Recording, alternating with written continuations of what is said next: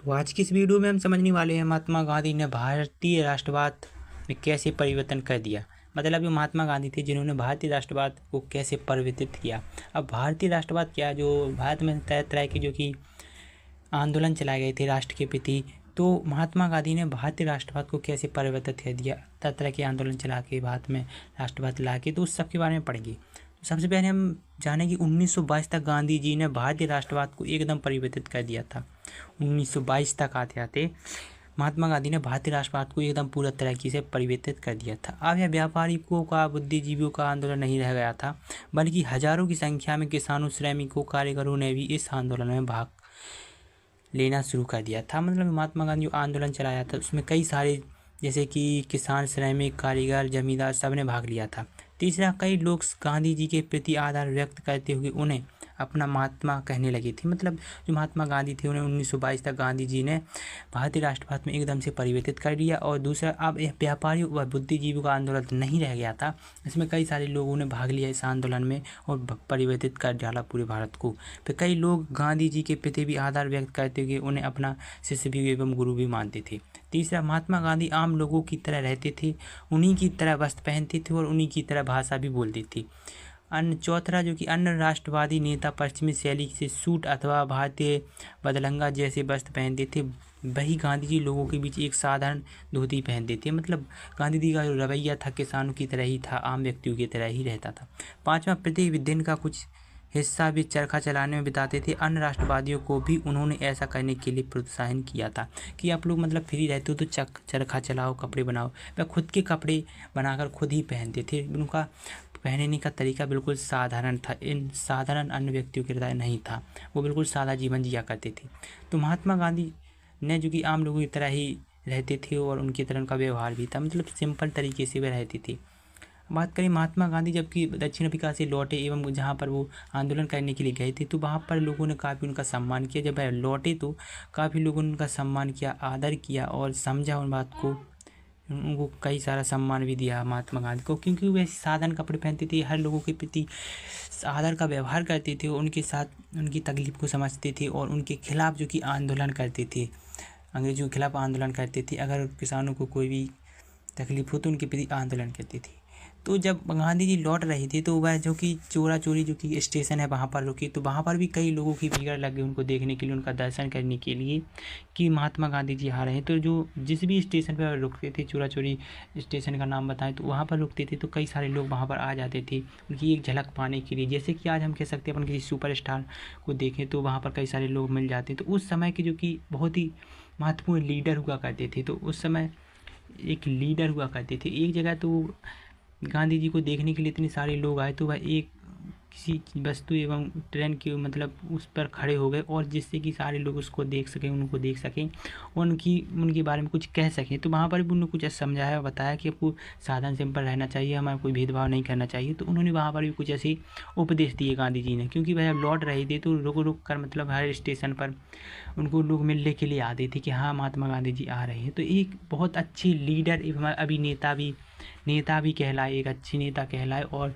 इसके जो कि हमारे उस समय भारत के राष्ट्रपति भी रहे हैं, तो उस समय के लिए बताया गया था कि महात्मा गांधी बहुत ही अच्छे लीडर रहे हैं और एक अच्छे जो कि राष्ट्रपति भी रहे हैं।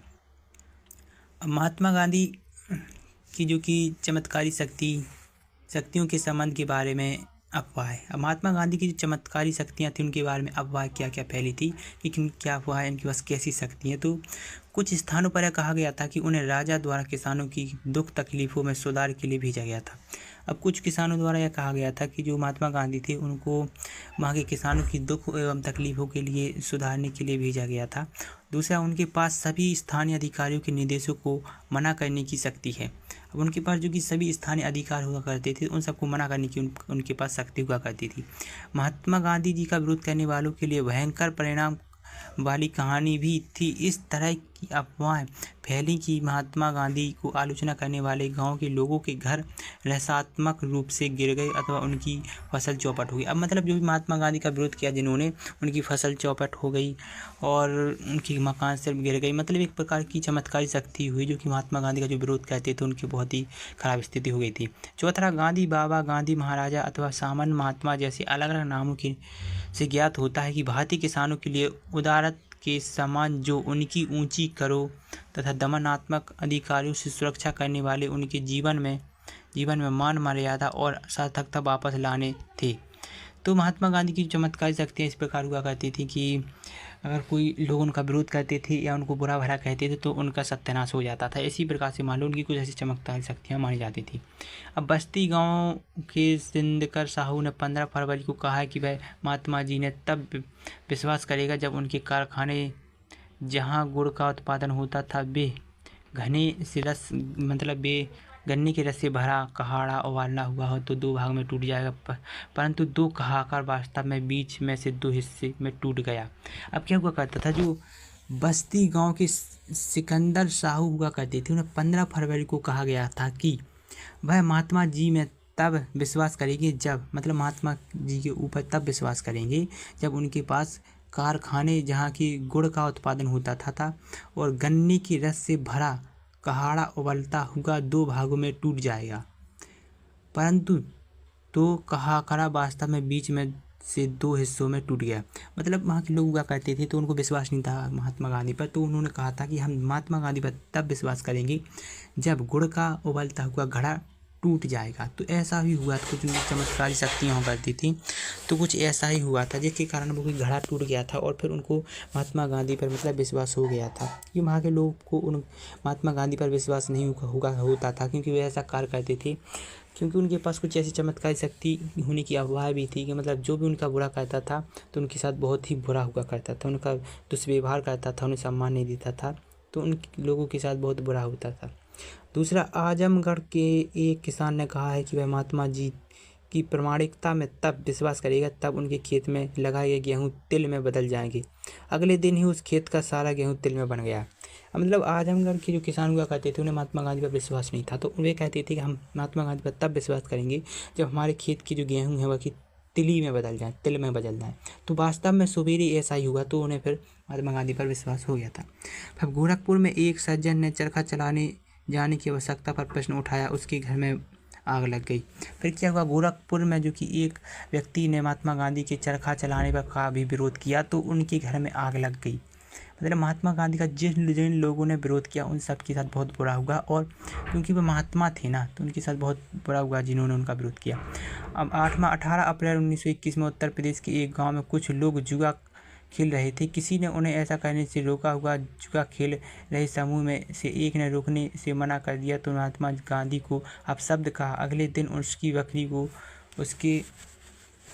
उनके 2-4 कुत्ते ने काट खाया। अब क्या हुआ था, महात्मा गांधी के बारे में जिसने भी बुरा कहा उनके साथ बहुत बुरा। ऐसा कि जैसे कि अप्रैल 1921 में उत्तर प्रदेश में एक गांव में कुछ लोग जुआ खेल रहे थे, तो उन जुआ खेलते खेलते कुछ एक लोगों ने मना किया, लेकिन एक व्यक्ति ने कुछ ऐसा कह दिया महात्मा गांधी के बारे में कि बहुत ही बुरा कह दिया, जिसके कारण अगले दिन ही उसकी जो बकरियां हुआ करती थी तो उनको कुछ कुत्ते खा गए। तो जिन्होंने भी महात्मा गांधी के बारे में कुछ बुरा शब्द बोला, उनके बारे में गलत सोचा, तो उनके साथ बहुत ही बुरा हुआ। अब तीसरा, जो कि गोरखपुर के एक गांव में किसानों ने शराब पीना छोड़ने का निश्चय किया। एक व्यक्ति अपने निश्चय पर कायम नहीं रहा। जब वह शराब को दुकान की तलाश में जा रहा था तो उसके रास्ते में रोड़े की बारिश होने लगी और जोर से बारिश होने लगी। जो ही उनके गांधी जी का नाम लिया और रोड़ों की बारिश बंद हो गई। अब क्या हुआ था कि गोरखपुर में एक गाँव में किसानों ने जो कि शराब पीना छोड़ने का जो कि निश्चय किया कि आज से हम शराब नहीं पीएंगे, लेकिन एक व्यक्ति नहीं माना और वह ठेके की तरफ चला गया। जब वो ठेके की तरफ जा रहा था तो बारिश होने लगी। फिर उसने महात्मा गांधी जी का नाम लिया कि मैं शराब नहीं पीऊँगा, शराब छोड़ दूंगा, तो बारिश ज्यों की तो वहाँ की बारिश खुल गई। तो इस प्रकार ये बताया गया कि महात्मा जो कि जन्म से भी वो महात्मा ही रहे थे, और एक महात्मा गांधी जो कि एक नाम प्रसिद्ध है, उनके साथ जो भी कोई बुरा करता है तो उनका बहुत ही बुरा होता है। अब 1917 और 1922 के बीच भारतीयों के एक बहुत ही प्रभावशाली वर्ग ने स्वयं को गांधी जी से जोड़ लिया, और इसमें महादेव देसाई, वल्लभ भाई पटेल जी, श्री कृष्ण गोपाल, सुभाष चंद्र बोस, अब्दुल कलाम आज़ाद, जवाहरलाल नेहरू, सरोजिनी नायडू, गोविंद बल्लभ पंत और सी राजगोपालाचारी थे। तो जो अब क्या हुआ था कि 1917 और 1922 के बीच भारतीयों के एक ऐसी प्रभावशाली वर्ग ने स्वयं को गांधी जी से जोड़ लिया था, जिसमें से जैसे महात्मा वल्लभ भाई पटेल, श्री कृष्ण गोपाली, सुभाष चंद्र बोस, अब्दुल कलाम आज़ाद, जवाहरलाल नेहरू, सरोजिनी नायडू, गोविंद वल्लभ पंत और CR गोपालाचारी, कई सारे जो कि प्रभावशाली वर्ग थे, जो कि गांधी जी ने इनको अपने साथ ले लिया था और एक पार्टी बनाई थी। ठीक है, महात्मा गांधी फरवरी 1924 में जेल से रिहा हो गए और अब उन्होंने अपना ध्यान घर में बुने हुए कपड़े, खादी को बढ़ावा देने तथा छुआछूत को समाप्त करने पर लगाया।